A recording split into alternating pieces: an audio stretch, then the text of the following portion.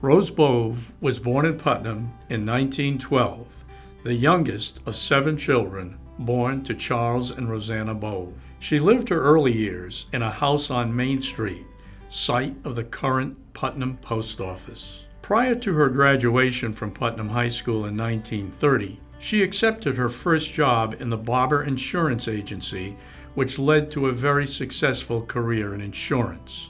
In 1941, Rose married Norman LaRose, a partnership which spawned many business adventures, including the purchase of the Bove Insurance Agency, Putnam Candy Company, and Putnam Oil Service.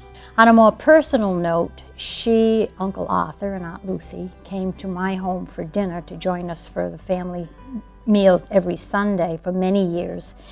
And it's because of her, I think, we have this strong tradition which we carry out to this day.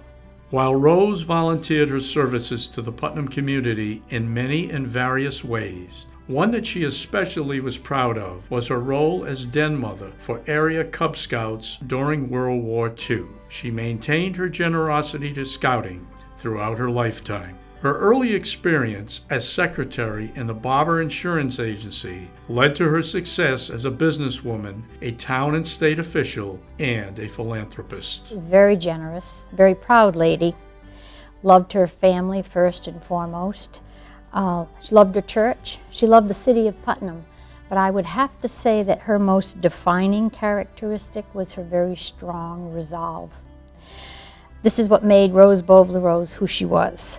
Way ahead of her time, she was a single-minded woman, adamant about what she wanted to accomplish in life. Returning to the roots of her education in the Putnam school system, in 1945, she was appointed to the Board of Education. Her interest in education went throughout her whole life.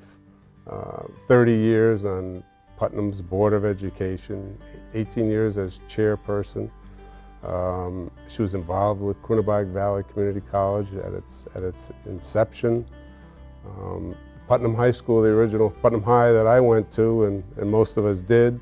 She was a chairman of or she served on the building committee, and Putnam Middle School, the building committee. So she was very proud. She then went on to serve on the State Board of Education for an additional 3 years.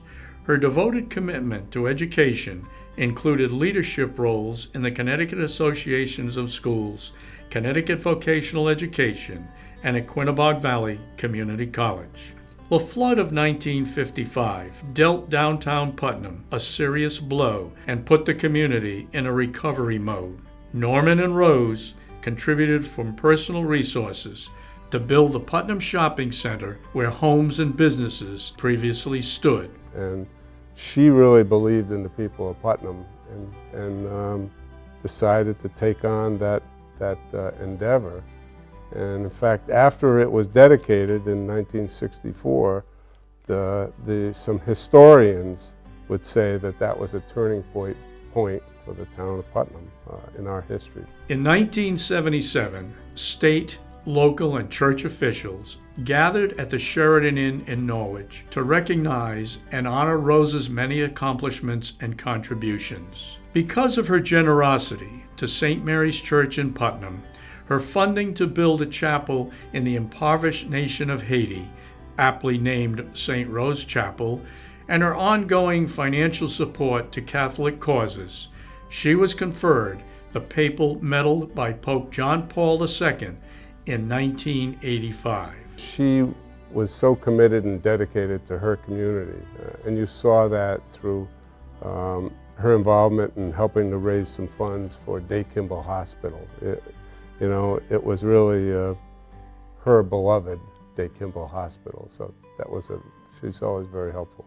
Rose served as chair of the Special Donors Division of Day Kimball Hospital's Giving Appeal, and in 1993, Day Kimball honored her generosity and fundraising efforts by dedicating the Rose Bove LaRose Oncology Center in her name. She lost Norman in 1975, moved back to the family home on South Main Street, and carried on with her community and philanthropic efforts until she died on July 18, 1996.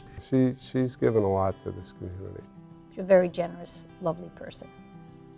An icon in her beloved Putnam and a proud graduate of Putnam High School.